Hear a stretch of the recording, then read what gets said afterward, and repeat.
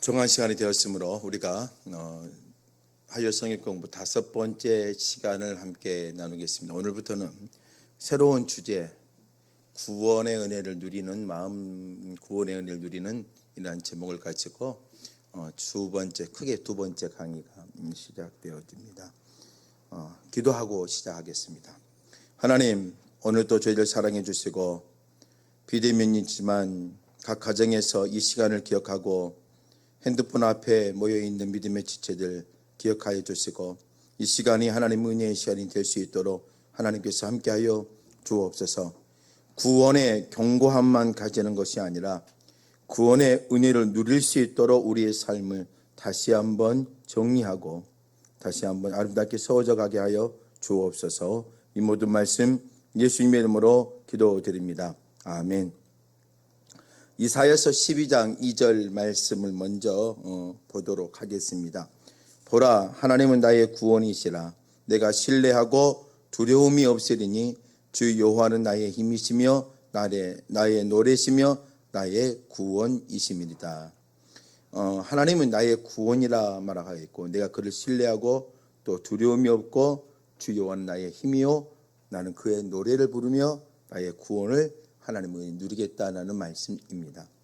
오늘 이 시간부터 우리가 한 2, 3주 거쳐서 함께 생각할 것은 우리가 앞에서는 구원의 경고함, 이 구원의 경고함이 우리가 만드는 경고함이 아니라 하나님이 주시는 경고함이요 예수님을 통해서 누려진 경고함입니다. 그래서 주님이 우리 구원은 절대로 흔들려서도 안 되고 그 구원은 아주 정확하게 우리의 삶에 파고 들어오면 그게 송두리째 뽑히지 아니하고 우리의 심령 가운데에 깊이 새겨지는 거죠. 그래서 하나님의 절대적인 주권의 은혜 안에 구원이 세워지고 하나님이 우리를 절대적인 주권 안에 그 예수의 복음의 십자가의 사랑을 가지고 하나님의 귀한 구원의 은혜를 누릴 수 있게 합니다.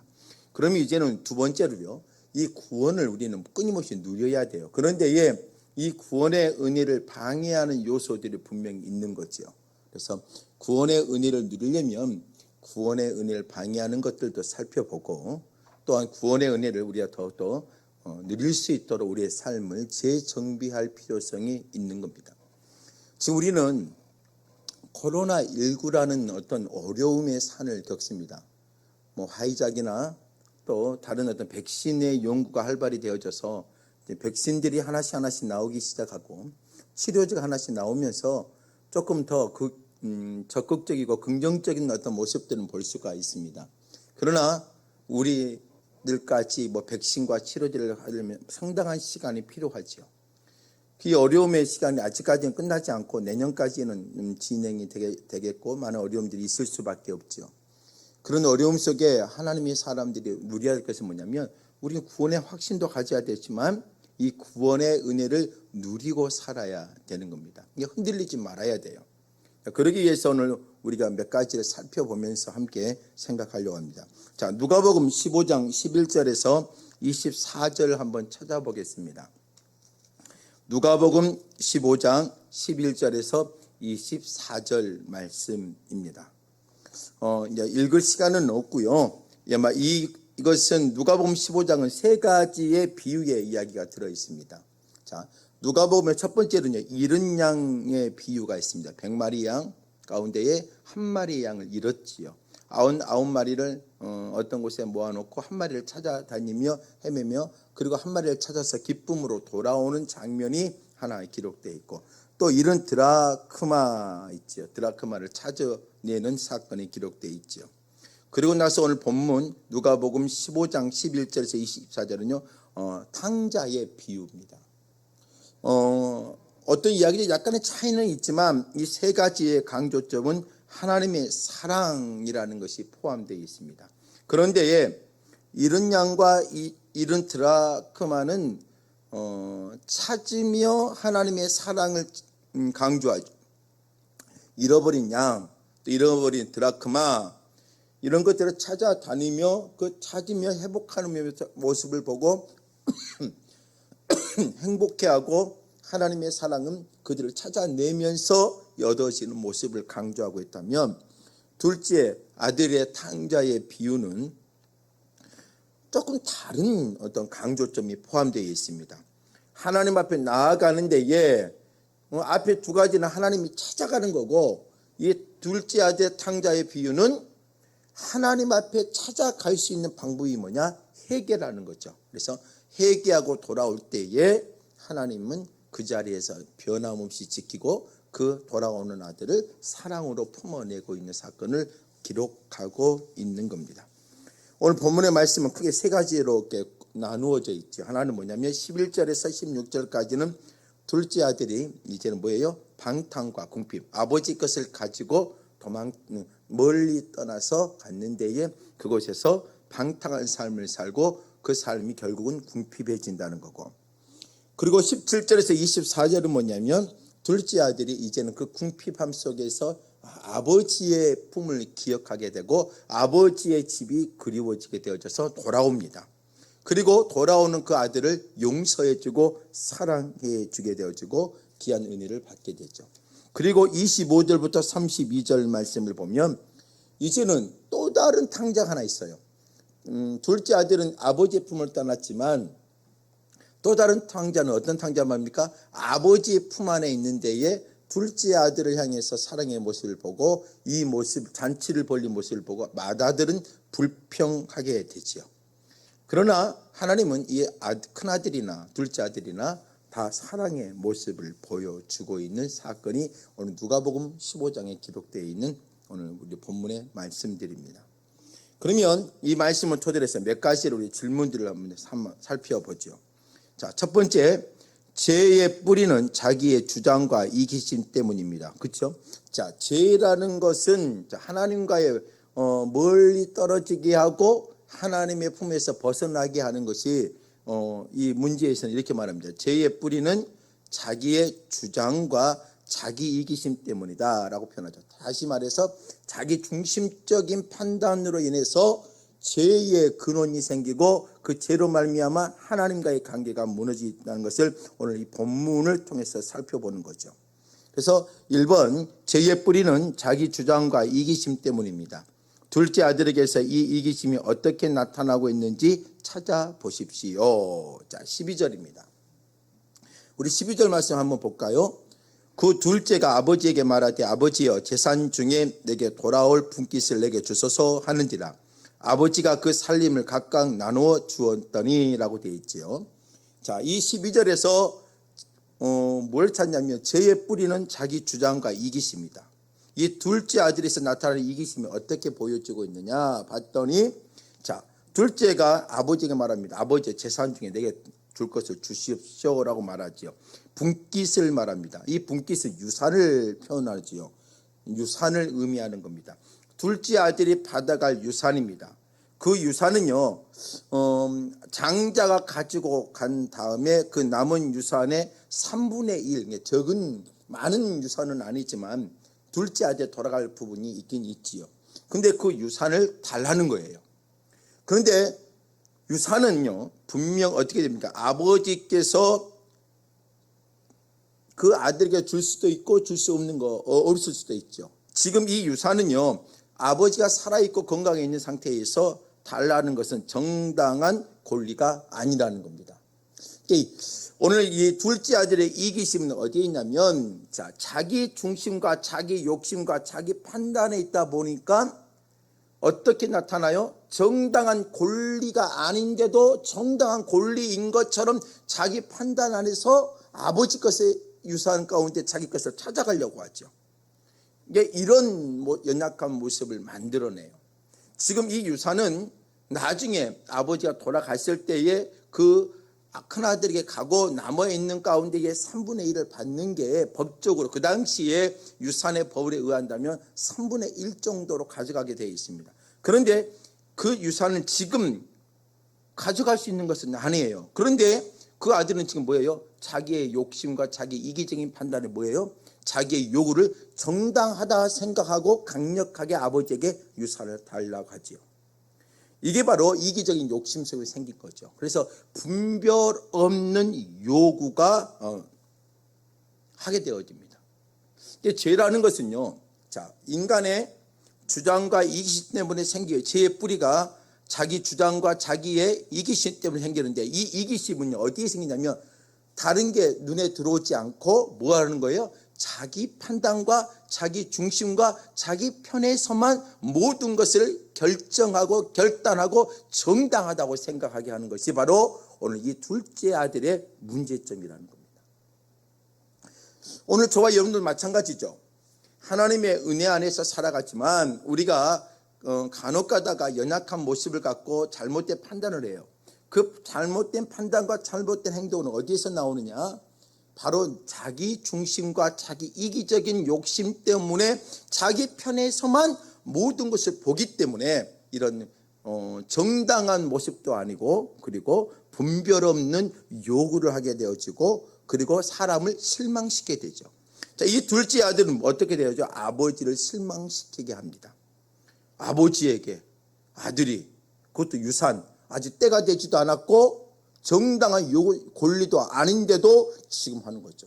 결국은 이 죄는 자기의 판단에 빠지게 만들기도 하지만 주위에 있는 사람들의 마음을 가슴 아프게도 할 수 있는 거죠. 이게 바로 둘째 아들에게 나타나는 이기심이고 잘못된 모습이라는 거죠. 두 번째 질문을 보면요, 재산 상속은 임종 전에 이루어진 것이 상식임에도 불구하고 둘째 아들은 서둘러 자기 몫을 챙겼습니다. 오늘날도 자기 중심적인 이기심에 사로잡힌 사람들은 상식을 넘는 제목 챙기기에 급급합니다. 우리 생활 주변에 생각나는 내용이 있으면 나눠보십시오. 여러분들의 한번 생각해 보십시오. 여러분들의 삶에도 그렇지 않습니까? 멀리 다른 사람을 찾아보기보다 여러분들 자신의 모습을 보십시오. 상식인데도 상식을 넘어서서 자기 중심적으로 자기 이기적인 욕심에 사로잡히면 어때요? 상식과 합리적인 판단을 넘어서 버려서 아주 엉뚱한 판단과 엉뚱한 행동을 하게 되죠. 그게 뭐예요? 고집이고 아집이에요.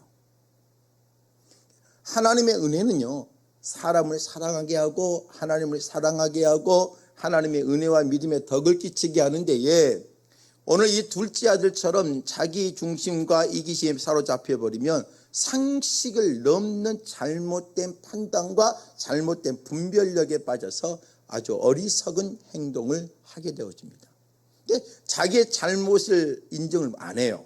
그리고 잘못인 줄 알면서도 그 고집을 피우면서 밀고 나가버려요. 그런 모습이 오늘 우리에게도 존재한다는 거죠. 한번 생각해 보세요. 여러분들 어떤 이런 경험들이 있지 않겠느냐, 이런 상황들이 여러분들 삶에 있지 않겠느냐, 한 번 정도는 고민해 볼 필요가 있습니다.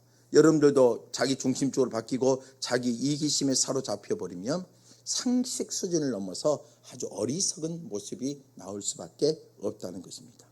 자, 세 번째, 먼 나라에 간 이 둘째 아들은 거기서 어떻게 살았습니까? 13절 말씀을 한번 보겠습니다. 그 후 며칠이 안 되어 둘째 아들이 재물을 다 모아가지고 먼 나라에 가 거기서 허랑방탕하여 그 재산을 낭비하더니 라고 되어 있죠. 자, 이 둘째 아들이 아버지에게 유산을 받아서 한 행동들을 보세요. 그 후 며칠이 안 돼요 라고 표현되어 있죠. 자, 이 아들은요 벌써 이미 머릿속에 자기의 계획이 다 사로잡혀 있어요. 그러니까 아버지의 유산을 가졌어요. 그리고 그 후 며칠 되지 않아서 그 재물들을 다 모아가지고 어디에요? 자기가 계획했던 먼 나라로 가게 되어집니다. 죄라는 것은 뭐냐면 자기 생각의 판단에 자기 판단의 행동이 옳고 그 판단에 급하게 모든 일을 처리하게끔 만들어가는 거예요. 그러니까 하나님의 사람들이 죄에 빠질 때는 보면은 어때요? 막 급해요. 막 급하게 결정하려고 하고 뭔가 우리가 급하게 일을 막 처리해 가려고 하고, 그런데 그 급하게 가면서 자꾸 뭐예요? 여기 오늘 둘째 아들처럼 무슨 일이 벌어지냐면 다 모아서 어디 갔다 그랬어요? 먼 나라로 가버립니다. 먼 나라. 자, 여기서 먼 나라라의 의미가 뭐가 있냐면 아버지의 통치 범위, 아버지의 고난의 범위, 아버지로부터의 어떠한 관심과 모든 것을 벗어나서 아주 멀리 떠나버리는 것을 나타내고 있는 게 바로 먼 나라의 표현입니다. 아버지의 영향권에서 벗어나버린 거죠. 죄라는 것은 뭐냐면 우리가 하나님 앞에 죄를 지면 하나님의 어떤 그 영향권에서 벗어나게 하려는 행동들이 끊임없이 나와요. 그래서 오늘 이 둘째 아들도 어때요? 자기의 재산을 가지고 계획대로 모든 걸 계획대로 미리 다 준비한 대로 어디로요? 먼 나라 아버지의 영향권에서 벗어나서 자기만이 마음대로 할 수 있는 공간을 향해서 찾아가는 모습이 오늘 둘째 아들에 나타납니다. 이게 참 어리석은 거죠. 저와 여러분들도 마찬가지입니다. 죄를 지어요. 그러면요 하나님이라는 이야기가 내 안에서 나타나기를 싫어해요. 또 죄를 짓다 보면 뭐예요? 하나님의 거룩함과 하나님의 예배와 찬양과 기도와 하나님의 거룩한 성품과 이런 모습들에서 자꾸 떨어지려고 하고 그 삶에서 벗어나려고 애를 써요. 그리고 나서 자기만의 막 생각의 속에서 사로잡혀서 막 마음대로 하려고 하죠. 이런 모습이 오늘 우리의 모습 속에 있어요. 둘째 아들처럼. 그리고 나서 뭐라고 돼 있어요? 어떤 행동을 합니까? 거기서 아버지의 영향권에서 벗어난 거기에서 뭘 해요? 허랑방탕하여 재산을 다 낭비하게 되었습니다. 자, 허랑방탕하다는 이 말을 한번 생각해 봐야 돼요. 이 허랑방탕하다는 말은 뭐냐면은 구원받지 못할 행동이라는 의미가 들어 있습니다. 자, 아들이 먼 나라 가서 아버지의 영향 범위에서 벗어났어요. 그리고 거기에서 모든 재산을 탕비하는데 어떻게 탕진하고 다 써버리니까 그 재산을 사용하는데 어떻게 써요? 허랑방탕했어요. 그런데 이 허랑방탕의 의미가 뭐라고요? 하나님의 구원의 은혜와는 관계없이 모든 물질과 시간과 정열과 자기의 열정을 다 소진하고 있다는 거예요. 품행이 불량하다라는 의미도 들어있고 그리고 자기의 모든 것을 낭비한다는 의미가 들어있어요. 물질만 낭비하는 게 아니라 자기의 내면과 삶과 모든 걸 낭비하고 버려지는 행동을 하고 있다는 거죠. 이게 바로 오늘 먼 나라에 간 아들이 사는 모습이에요. 아버지의 영향권에서 벗어난 사람들의 삶의 모습은 허랑방탕하다는 거예요. 오늘 저와 여러분들 그래서 자꾸 어디 안에서 그래서 예수 안에서 살아야 되고 하나님의 사랑 안에서 살아야 되고 그 신앙의 공동체 범위 하나님의 은혜의 범위 안에서 살려고 예를 써야 되는 거예요. 근데 이 둘째 아들은 어때요? 구원의 하나님의 은혜를 그 아버지의 사랑과 은혜를 벗어나서 자기만의 삶의 속에서 살아가는 데에 모든 걸 다 낭비해 버렸다는 거예요. 이게 바로 둘째 아들의 모습 속에 나타나는 모습입니다. 저와 여러분들이 하나님에서 벗어나면 하나님이 싫어하는 모습이 나올 수밖에 없습니다. 허랑방탕한 삶의 모습, 하나님의 자녀로서의 구원의 은혜와 관계없는 낭비, 소비, 아주 못마땅하고 품행이 불량한 모습이 나올 수밖에 없는 삶을 살아간다는 겁니다. 자, 이런 삶을 살아요. 그럼 결국 이런 삶이 어떻게 해요? 삶의 결과는 어떠했느냐? 둘째 아들의 삶의 결과는 어떠했느냐는 거죠. 4번 한번 볼까요? 4번을 한번 보죠. 4번. 자, 자신의 주장과 욕심을 따라, 자, 둘째 아들의 4번의 질문은요. 둘째 아들의 모습을 참 잘 표현하고 있죠. 자신의 주장과 욕심을 따라 마음껏 산 삶의 결국, 다시 말할게요. 둘째 아들의 삶의 결과는 어떠했을까요? 여러분들 이 질문은 성경을 안 찾아봐도 다 알 수 있는 모습이겠지요. 자, 14절 볼까요? 자, 둘째 아들, 자기의 주장과 먼 나라로 가고 허랑방탕하며 살았던 둘째 아들의 삶의 결과는 어찌했을까요? 14절 보시겠습니다. 14절. 다 없앤 후 그 나라에 크게 흉년이 들어 그가 바로 비로소 궁핍한지라. 이 14절에 보니까는요, 몇 가지 나와 있습니다. 자, 둘째 아들의 삶의 모습이 어땠냐면, 먼저 하나가 뭐예요? 다 없앤 후. 다 없앴다는 말이 뭐냐면, 이게 다 없앤 후라 이 의미가 어땠냐면, 오랜 기간을 거쳐서 자기가 가지고 있었던 아버지의 유산이 오랜 시간을 거쳐 사라진 것을 말하는 것이 아니라, 이 14절에 다 없앤 후는요, 탕진하는 데에 시간이 그렇게 많이 걸리지 않고 아주 신속하게 빠른 시간 내에 자기가 갖고 있던 모든 것들이 다 사라져 버렸다는 의미를 갖고 있습니다. 그러니까 자기가 아버지의 유산을 갖고 꽤나 갖고 갔겠지요.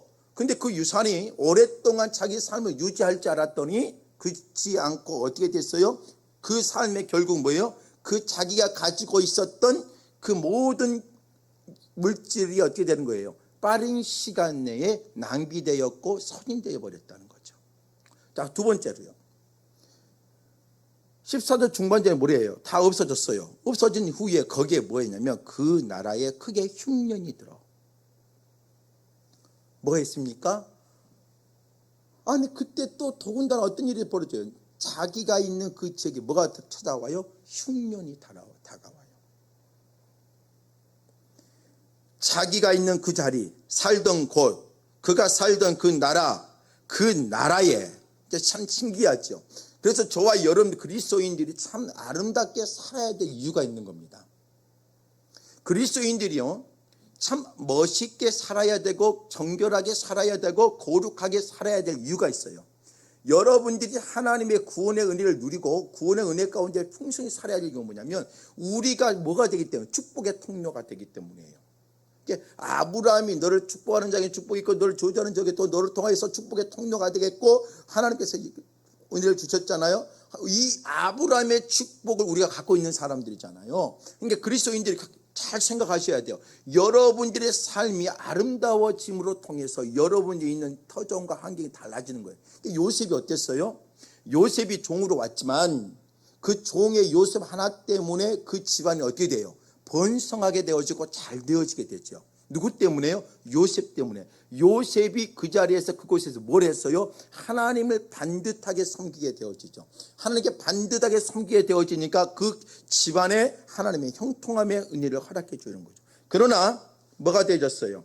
오늘 이 둘째 아들이 자기 것을 다 소진하는 것도 힘든데 뭐예요? 그가 있는 그곳에 뭐예요? 그 나라에 그가 있는 그 지역이 협소한 지역을 말하는 게 아니라 더 넓은 광의적으로 뭐예요? 그 나라에 크게 흉년이 들어왔다는 거죠.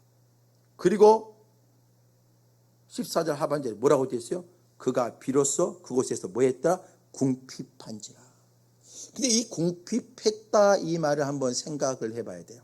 자, 궁핍했다 이 말은요, 단순히 어렵고 힘든 것을 말하지 않아요. 이 궁핍한지라가 뭐냐면 비교급으로 사용됐습니다. 비교급. 다른 사람에 비해 이 둘째 아들이 더 많은 어려움과 궁핍함을 갖고 있었다는 거예요. 지금 둘째 아들이 겪고 있는 어려움이 어때요? 자기 것이 사라져 버렸어요. 또 자기 것이 사라진 게 아니라 내가 있는 삶의 지역뿐만 아니라 그 나라가 뭐예요? 많은 흉년이 찾아왔어요. 근데 흉년이 찾아와서 많은 사람들이 다 힘들어해요. 근데 그 힘든 와중에서도 둘째 아들은 더 힘들고 죽을 것 같고 더 고통스러워 더 비교급으로 사용하면서까지 뭐예요? 그 둘째 아들이 지금 최악의 상황임을 강조하고 있는 겁니다. 그래서 저와 여러분들이 매우 중요한 게 뭐냐면 자신의 욕심과 주장을 따라 살아갈 때에 다가오는 이 어려움을 우리 14절 기억하셔야 돼요. 그래서 우리는요, 내 주장과 내 욕심을 따라 사는 사람이 아니에요. 하나님의 말씀과 하나님의 은혜대로 살아야 돼요. 근데 이 둘째 아들이 아버지의 것을 해서 자신의 유산을 달라가며 아주 불합리하게 공정한 당당한 권리인 것처럼 말하지만 당당하지 않는 거예요. 그런데 자기는 자기 중심적 판단을 때는 당당한 거죠. 그래서 그걸 가지고 그 행동의 결과는 뭐예요? 더 고통과 더 어려움에 빠지는 거라는 거죠. 또 15절 말씀을 볼까요? 15절도 그 결과가 나타납니다. 15절을 보니까 뭐예요? 가서 그 나라 백성 중 한 사람에 붙여 사니 그가 그를 들러 보내어 돼지를 치게 하였다. 자, 이 15절에서 그 아들이 누리고 있는 결국의 삶이 뭐예요? 주위에 사람이 없는 거예요. 누구도 도와주지 않는 거예요. 자기가 진짜 어떻게 보면은요, 엄청 도움을 받아야 될 형편이에요. 비로소 궁핍했더라. 비교급을 사용해서 다른 사람들도 흉년이 찾아와 힘든 데에 그 힘든 것보다 더 힘들게 살아가는 거예요. 그러니까 도움을 받아야 돼요. 그런데 그 사람은 뭐예요? 지금 도움을 받고 주위를 자기를 도와줄 사람이 없는 거예요. 그래서 어떻게 되어 있어요? 그 나라 백성 중, 그 나라에 흉년이 달아있고 있는 백성들 가운데에서 뭐예요? 어떠한 사람이 붙여서 도움을 구제를 받으려고 붙여 있다고 표현되어 있습니다.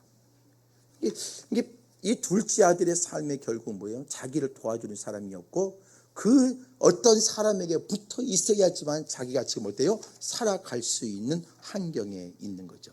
쉽게 말하면 자기가 뭐예요? 종이 돼버린 거예요. 하인이 돼버린 거예요. 완전히 자기가 마음대로 할 수 있는 환경이 아니라 자기가 뭐 마음대로 할 수 있는 상황이 아니라 붙여 있어서 그 사람이 줘야지만 도움을 받을 수 있는 그런 존재가 되어져 버렸습니다. 분명히 지금 아버지의 품에 떠날 때는 어떻게 떠났어요? 내 마음대로 하고 내가 막 자기 생각대로 살고 막 그렇게 그럴 줄 알고 왔는데 그런데 뭐예요? 자기가 만든 세상을 가서 봤더니 자기가 마음대로 사는 세상이 다 아름답게 되어질 줄 알았더니 어떻게 되어버렸어요? 도리어 나는 노예가 되어지고 종이 되어져 버린 거죠. 인간은요 하나님을 떠나서는 살 수가 없습니다. 그래서 저와 여러분들이 어때요? 지금 이 삶이 뭐예요?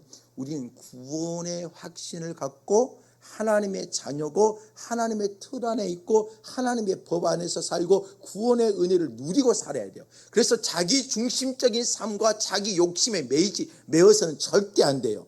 그래서 그 삶을 벗어나고 돌아서는 게 하나님의 구원의 은혜를 누리는 게 돼요. 교회 안에서나 여러분들의 가정 안에서나 여러분들의 일터 안에서 여러분들 욕심대로 판단하지 말고 여기 여러분들 자신의 중한대로 판단하지 마세요. 그래야지만 하나님의 구원에, 그래서 하나님의 편에서 하나님의 말씀의 생각 가지고 생각하고 판단하며 움직일 때에 우리는 어때요? 하나님의 풍성함과 그 구원의 은혜를 누리고 살 수가 있는 거죠. 16절은 또 뭐라고 말하고 있습니까? 16절도 둘째 아들의 비참한 모습이 기록되어 있죠. 그가 돼지 먹는 지엄 열매로 배를 채우고자 하되 주는 자가 없느니라. 자, 붙어서 살아서 종처럼 살아요. 그러면 어때요? 주인으로부터 합당한 대우를 받아야 되죠. 그런데 그가 돼지 먹는 지엄 열매를 배를 채우고자 해요. 먹을 것을 주지 않는 거죠. 동물들이 돼지가 먹는 지엄 열매, 그 지엄 열매를 어때요? 자기도 먹고 있는 거죠. 다시 말해 자기 욕심대로 살고 있는 이 둘째 아들이 결국은 뭐예요? 사람의 대우, 그리고 내가 인간으로서의 받을 대우도 못 받는 처지가 되어져 버리는 겁니다. 이처럼 둘째 아들은 너무 고통스러운 환경에 빠져버리는 거죠. 여러분, 우리는 세상의 종이 되어져 가버리면, 자, 다시 말해서 여러분들 죄에 빠져버리면요, 세상의 노예 같은 삶을 살아요. 그러니까 세상의 노예가 되어져 버리면 하나님의 형상과 은혜는 사라져 버립니다. 그래서 저와 여러분들이 오늘 또 분명하셔야 돼요. 우리는 구원의 은혜를 알고 구원의 확신을 소유해야 돼요. 그리고 내 욕심과 내 이기적인 마음을 잘 통제하고 절제해야 할 줄 알아야 돼요. 그래야지만 어떻게 되는 거예요? 내가 있는 상황 속에서 하나님의 구원의 은혜를 누릴 수가 있는 겁니다. 그렇지 못하면 뭐예요? 우리는 사람으로서의 우리가 누려야 될 모든 것들이 전부 다 어떻게 돼요? 사라져 버리는 거예요. 내가 가지고 있는 모든 것들도 뭐예요? 빠른 시간에 다 소진되어지고 사라져 버리는 거죠. 그래서 14절 말씀처럼 다 없애버리고 내가 있는 그 자리에 흉년이 다가오고 내가 뭐예요? 더 고통스러운 늪에 빠질 수밖에 없어요. 그리고 내 자유함이 사라져 버리고 어떤 사람에 붙어 있어야지만 사는 거예요. 그런데 그 안에서도 뭐예요? 내가 자유롭지 못하고 내가 풍요로운 삶을 살지 못하고 대우를 받지 못한 존재가 되어져 버린다는 거죠. 이러면 얼마나 고통스럽겠어요. 오늘 저와 여러분들은 분명 하나님의 자녀예요. 하나님의 자녀라면 여러분들 내 자신을 이기고 내 자신을 좀 내려놓고 하나님의 심령과 하나님의 마음으로 살아야 돼요. 오늘 이 둘째 아들 같은 삶을 살아가 버리면 안 되는 겁니다. 자꾸 자기의 관점과 자기 중심적과 자기적인 이기적인 욕심에 빠져버리면 하나님의 것이 보이지 않아요. 그리고 자기 중심으로서 모든 것을 판단해요. 모든 것이 불합리한데 그게 공정하다고 표현해요. 그 결과는 얻어지는 것은 고통이에요. 그러면 하나님의 은혜를 누리는 게 아니라 죄악의 고통 속에 살아갈 수밖에 없어요. 저는 여러분들이 하나님의 구원의 은혜를 누리고 살기로 합니다. 그러기 위해서 먼저 여러분들 자신을 이길 줄 아시길 바랍니다. 아니, 자기 욕심을 좀 이겨내세요. 그리고 자기 중심적에서 좀 벗어나세요. 모든 세상을 보고 판단하고 여러분들의 환경을 판단할 때에 믿음의 눈으로 보고 믿음의 판단을 하세요. 그럴 때에 여러분들이 구원의 은혜를 누릴 수가 있는 겁니다. 오늘은 여기까지 하겠습니다. 기도하겠습니다.